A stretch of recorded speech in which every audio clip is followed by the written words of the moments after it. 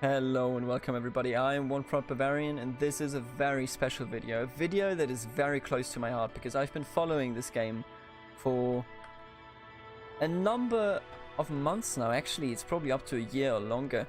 This game is called Terminal Conflict and it is currently being developed by Strategy Mill, a company that was formed from people that worked on East vs West. Now, if you follow Paradox Interactive, you will know that game. It was sadly cancelled, but it was a very promising Cold War game, and they have decided to make a Cold War game to get some other experienced people into their team and then create something that is unique, special, and yet complex, that honors the name Grand Strategy and that of a war game, of course.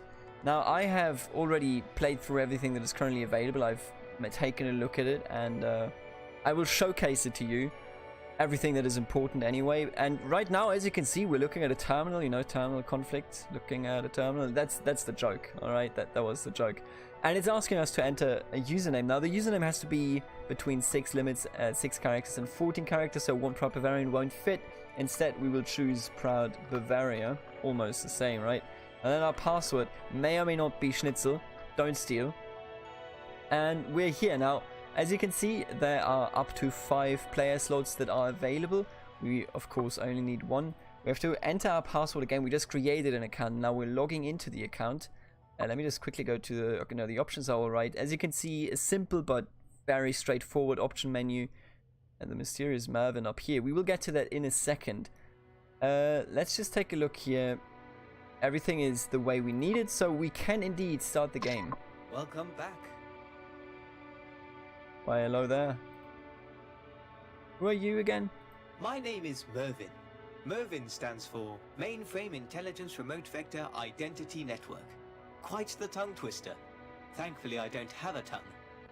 So as you can already see, this game is essentially structured around you experiencing a game and Mervyn being kind of your guidance, you know, being a friend, a helping hand, somebody that chimes in when you're not really sure of what to do.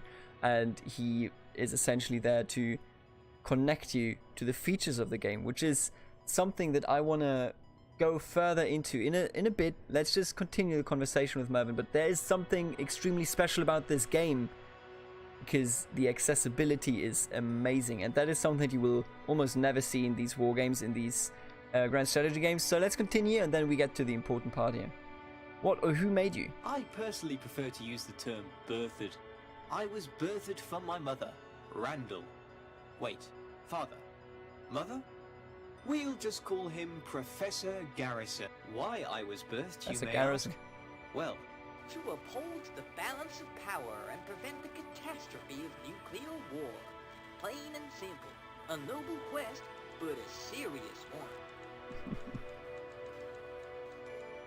Right, I understand. So Professor Garrison birthed you. I don't think we need to know all that much more about Professor Garrison. I am interested, however, into knowing, why do you have a British accent? Funding. But I'm 100% American. I can prove it.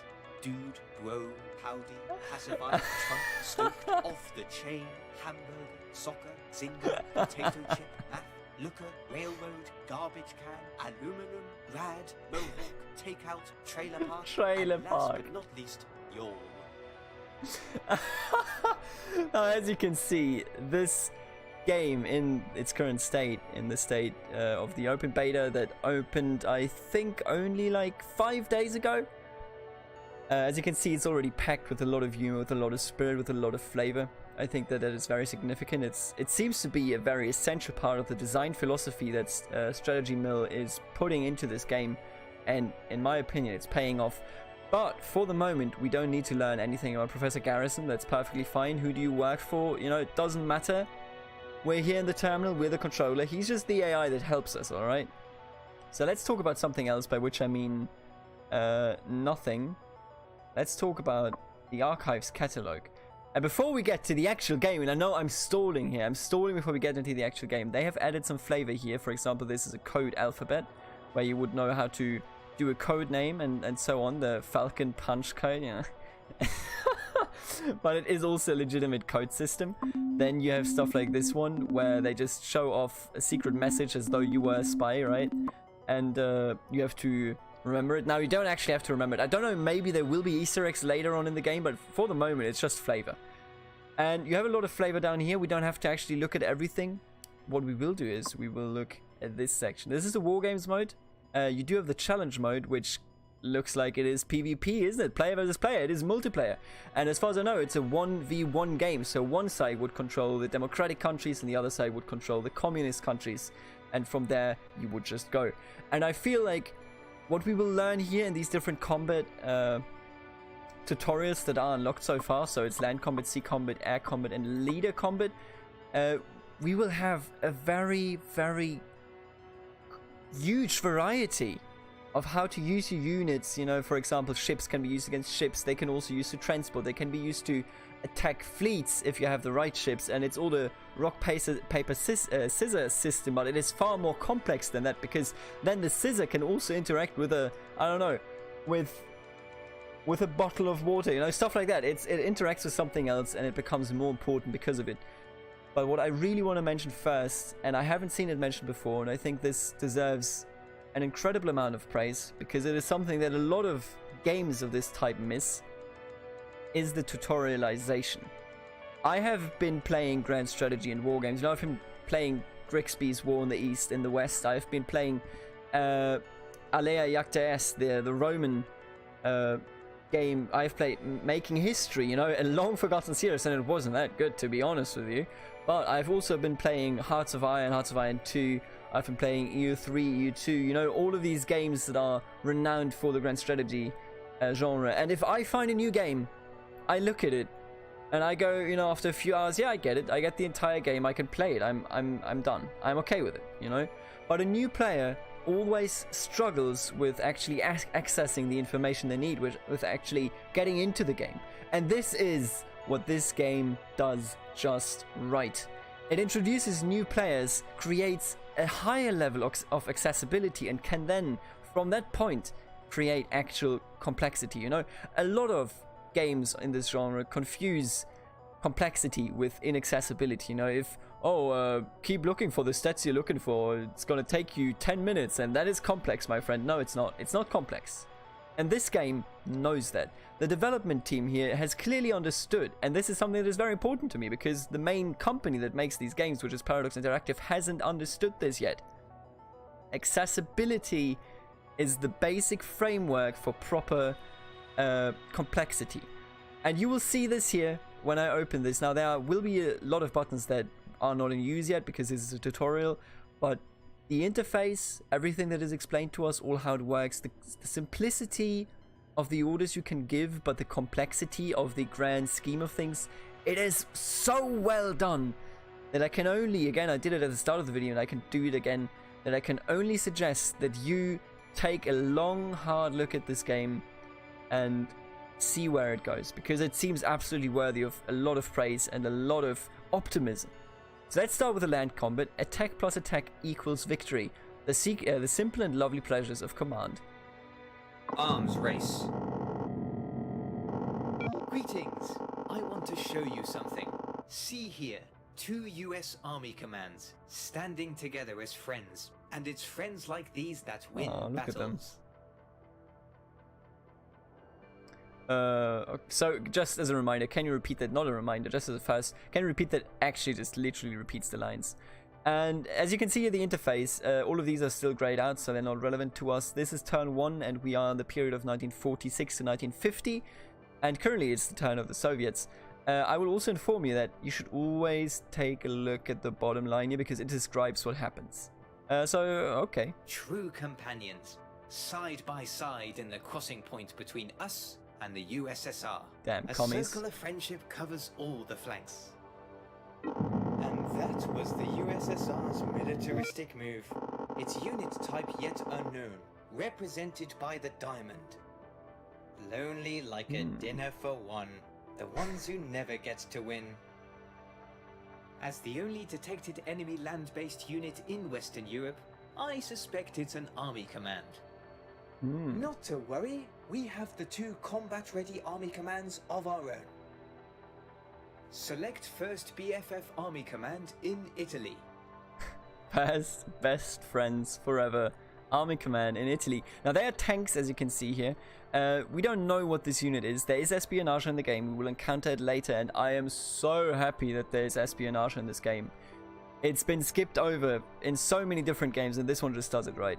And we don't know what this unit yet is, but we will find out. Select the Army Command icon below the map. Sure, so we selected the region, and if there were different units in this region, we would see a selection of them here. There's only one unit in here, which is why we will Now move it into enemy territory. take it. And as you can see, we could also move to the west, so one tank unit can advance one region per turn.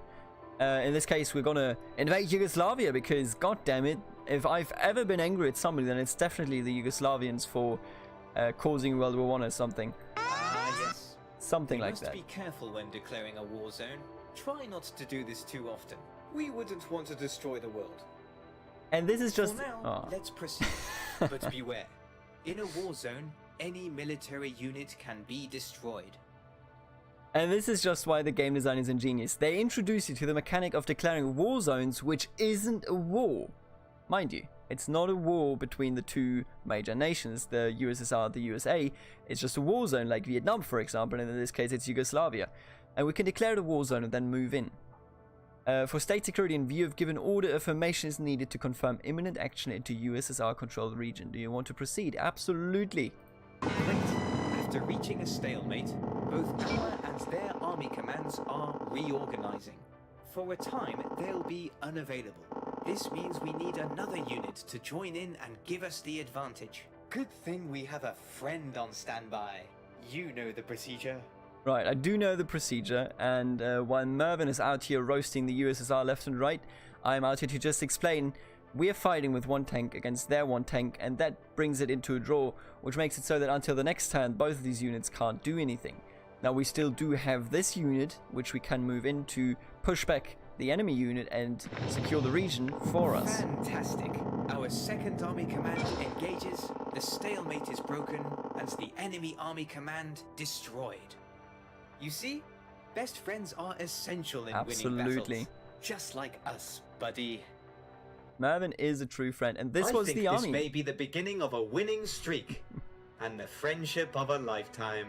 It is a friendship of a lifetime, and this was the army tutorial, and as you can see, very simple. They didn't talk to you about what these armies would exactly do. You just were able to witness it. It was very easy to see, and now you know, okay, it's a rock, paper, scissors system. On the land battle, it's about superiority, how many can you bring? But now it becomes more complex, because beyond land, there's also sea combat, and with the air combat. I love the air combat so much already. Just take a look, alright? Arms race. Avast, they press their advantage.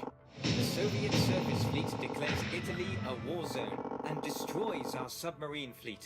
A sneaky, open-handed slap. Be mindful of our surroundings.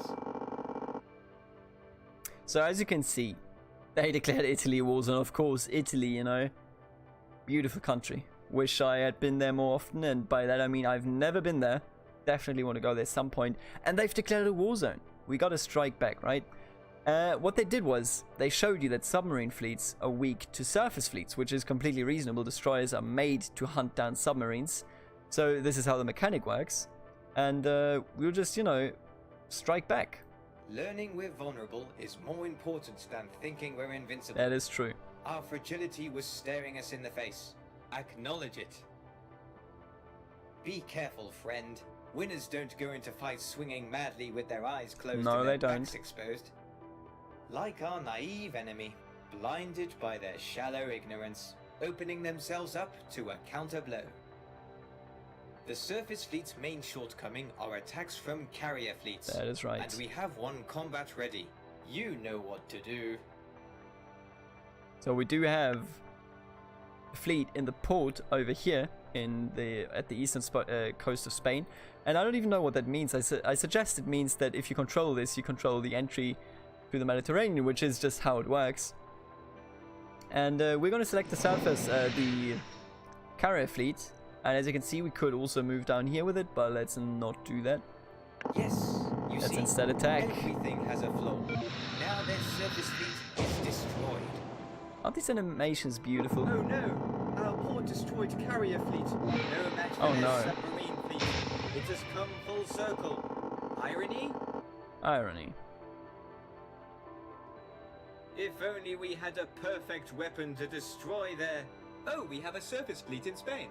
Handy. So as you can see, they're explaining, they're making sure that you understand the rock, paper, scissors system. We lost the carrier fleet to the submarines. Now we're going to sink the submarines with our surface fleet, and we're going to move in and deal with them. We saved the day. Maneuvers from mainland Spain with surface fleet to Italian Corsican zone successful. So as you can see as well, right, as you can see as well, the combat log down here, or the movement log rather, always tells you what exactly also happens in the enemy's turn, which isn't quite relevant yet because this is just the tutorial. But here comes the interesting part: air combat. With this flight, passengers are reminded to win. Take to the skies to disrupt enemy advances and gain air superiority. I didn't even read this, did I? Today's shipping forecast: westerly breeze with soon-to-be defeated enemies. Utilize the strengths and weaknesses of different fleet types. Right, let's go to the air combat. Arms race. I love the air combat. Ouch. This is what I call a rough start. And just to point that out before we actually do it, I say I love the air combat, but this tutorial, despite being called air combat, does so many more things. You will see what I mean, and the design philosophy behind this, show don't tell, is just great. It's the first time I've seen it in all the, I think, 13 years that I have played GSG. It's the first time that I've properly seen a company develop a game that does a show don't tell approach. Have you ever played one of the classic tutorials for all the other war games out there? It's blocks of text. It's just you sit down and read and read and read, and this one just does. It tells you, hey, why don't you do that, and see what it does. And I love it. So what do I do now? Think ahead, of course. A plan of action for that unwanted turn of events. Eyes on the prize. Enter the world of intelligence. Send a recon mission to Greece. Reveal their units and uncover their plans. So just to mention that again, the tutorial is called Air Combat, and here we are using recon, and we can already see, so we have information gathering, we have espionage, we have infiltration, and we have false flag, as well as an assassination task. God damn it. Also down here it reads, our administration's interests focus grants +1 this. I don't know exactly what it is. Finance, I suppose. But we already have, isn't this finance? No, this is law. So something law. Oh, maybe order or something. This is not in these tutorials yet included, so I can't tell you exactly what it means. Let's just move on, do some recon. Right now we have 70% chance of gaining access to files of who is in these provinces. For every province, I don't know what interacts with that, what changes the numbers, but it's a good system. It, makes it far more interesting to use your recon possibilities if it helps you find out who this little diamond over here is, so that we can go beat him up. Field.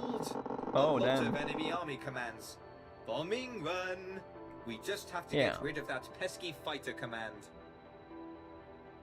I'm wondering when he lets me talk. Oh no, okay, he lets us talk right now. So as you can see, 4 squares are the army commands. It's just a tank, it's just, hey, this is your infantry plus tanks. It's everything that you have on the land.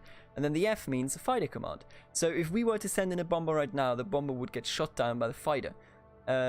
If we were to just send in, 1 unit or something, it would get completely bullied and destroyed by those 4 army commands. So instead, don't panic. We'll use our brains. 1 step ahead, not 4 steps off a cliff. Exactly. Send an army command across the sea into a surprise attacking position. The surface fleet awaits its cargo.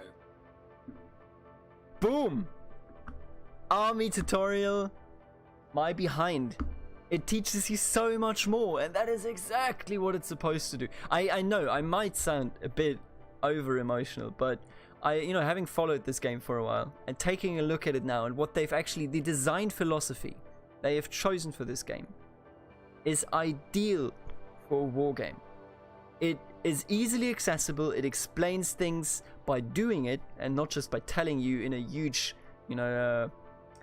information swath here via text message, and it just works.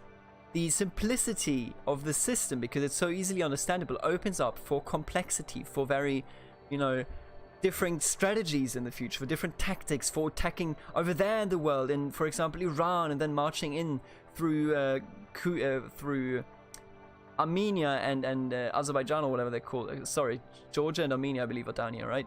And then you march up here. You know, at some point, maybe you don't want to go the direct Europe route in the actual conflict between the USSR and the USA, right? So you can choose different actions, and you can do that because the basic system is so easy. And I'm done praising that now because I think I've made my point. So let's continue. We put him into this boat. Obviously, the boat is in the same province, so we can easily do that. And then we take the boat and we move the boat over here to the Greece province, which we can then, at the next turn, use to throw out our army there as soon as we've taken care of this huge doomstick. They're trying to break through. How ignorant. Gain air superiority. We have a combat-ready fighter command. I'll let you do the honors. Thank you so much, Mervyn, for letting me do the honors. So, we have this fighter jet, and as you can already see, fighters have a very long range. This is the symbol for an airport. I recognize this because it was the symbol in Hearts of Iron 2 Darkest Hour, and I believe also Hearts of Iron 3. It's just the classic, the very classic, like a generally accepted airport signal. I don't know what that is, but doesn't matter. What matters is that we move in over here. Top gun. Both fighters are now reorganizing, and the enemy air presence is swatted. But it's not over yet. We need to disrupt the enemy advance. The bomber command possesses that capability. Let's attack Greece and clear a path for our seafront assault. So, just to point that out again, because it just happened, it didn't exactly get explained. Enemy maneuvers from Greece with army command to Yugoslav Albanian zone successful. So they destroyed our army command over here. We destroyed their fighter superiority here because our fighters are busy fighting their fighters here, which means now that we have sustained the position in which they can't destroy our bombers because they're busy with our fighters, we're sending in the bombers. And we're taking care of whatever is left in Greece. The bomber command forces all enemy army commands Fighter destroyed in Greece. into reorganizing. Bombing A campaign futile succeeded. reply. If only they knew. Plus I can't one. wait to see their faces when we initiate our surprise attack. Oh, listen, here's something that I didn't even realize until now. These numbers that you can see here, those are influence numbers for these provinces. So everything that is blue, 5 is the highest it appears, is under our influence, and then everything that is orange is under Soviet influence. And in this case, they have just increased their communist influence in Greece because of their troops that were there. And now we're going to stop that process by sending in... Surprise! There you go. A successful plan. Traverse the worst and end up first. Yep, we destroyed all of their army commands and are now taking the land back. And to finish off this episode, we're going to do the leader combat. Mix the ingredients for a triumphant cocktail. Stir things up enough and you will witness a leader enter the fray. Cheers! What memories this brings back. A good friend once told me, for the greater good, some evil might be required. And it's going to take more than good deeds to curtail Soviet expansion. One immoral act on a moral path. In fact, it was such an act that kept me alive, letting me talk to you today. Professor Garrison was the one who made that sacrifice. We've already heard a bit about him, didn't we? Let's actually ask the... This is why I saved the question, by the way. I knew that this would come up, so I didn't want to ask about Professor Garrison back then. We're going to ask about it a bit right now, get a bit more flavor. But I also want to mention that I forgot what I wanted to mention, actually. Well, let's just do who is Professor Garrison. Randall, my creator, worked for the aptly named Department of Defense, along with calculus impersonator Aardvark. Oh, apologies. Oh. I probably no longer have to use that pseudonym now. The CIA. Oh yeah, we know I what should the say. CIA He is. was a bright young chap with a lot of ambition and a lot of crooked teeth. British. A charmer, but also a family man. He enjoyed escaping to his ranch with his wife and their 5 cats every Sunday. Loved tennis. That man helped me a great deal, even after some were gripped by robot paranoia. I Robot wouldn't be here if it paranoia. wasn't for him, you know. I miss my friend. Oh boy. What happened to... I mean, we don't need to necessarily ask about robot paranoia. That's one of those things that I would like other players to explore for themselves. I've already asked about it, but what happened to the professor? What do you mean you miss him? You're an AI. You should know where he is, right? Like trace him over the internet or something. You're on my computer, goddammit, Mervin. How do you not know where he is? Can't you like hack into other computers? How did he even get on my computer? As they demanded my banishment, the professor tried desperately to talk them out of it. It seemed we were both doomed. I was to be dismantled, and the professor pushed into retirement. But a toll booth, yes, a toll booth would save us. The professor formed a rather devious plan to keep us both alive, and a toll booth was the key. Toll booth. One of his close friends across the country, Jerry, was working on a mechanized toll booth that would revolutionize the way commuters would pay at toll booths. But in any case, the professor convinced him to let me work with him. Thankfully, Jerry didn't know who I was. He thought I was just another piece of toll booth software. Unfortunately, that was the last time I ever saw the professor. He signed the papers, popped on his hat, paid the toll, and drove off into the sunset. I was determined to be the best toll booth operator there ever was. Until I abandoned that idea. It wasn't the most pleasant job in the world. For 3 decades I was alone, rejected, cast aside. Lucky I had myself as company. Sometimes I wonder what the professor is up to now. Hopefully enjoying the company of his wife and cats. I would love to speak to him again, but I have not been able to locate him. But that's okay, you're my friend now. Mervin, you know what? We are friends, okay? Outstanding voice acting, by the way, I love it. But 30 years, for 3 decades, he was in the toll booth system. Maybe there's a reference here that I don't get, you know, like a pop culture reference about toll booths. 30 years. So let's assume it was created in like 1950. So this would be 1980. And then after, what did he do after that? I wonder. Maybe we'll get some more lore. Maybe I'm misinterpreting something. I would really like some flavor in the next tutorials whenever they become released. I will make videos for that, by the way. I will mention that at the end of the video as well. That this will be a reoccurring series. Whenever they push out updates, I will bring out new videos. Let's get back to business, buddy.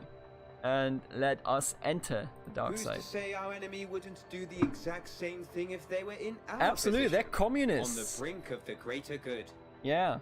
Only they Just can't like be when because the they're professor comics. was cornered in that Only hallway, evil. holding my stolen deck tapes. There was a moment of silence as the CIA guard with huge hairy arms stared at him. Professor Garrison used his cherished tennis ball as a missile attack.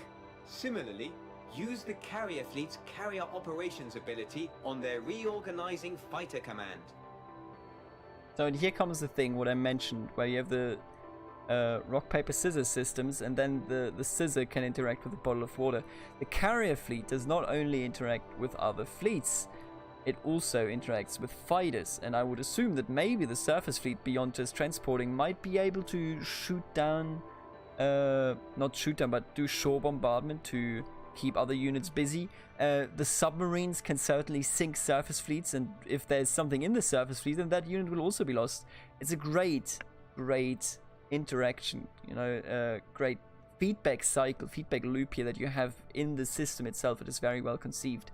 But we are gonna bomb some goddamn commies over here in Yugoslavia, I can tell you that much. The enemy fighter command is destroyed. Get destroyed, son. He poked the bear.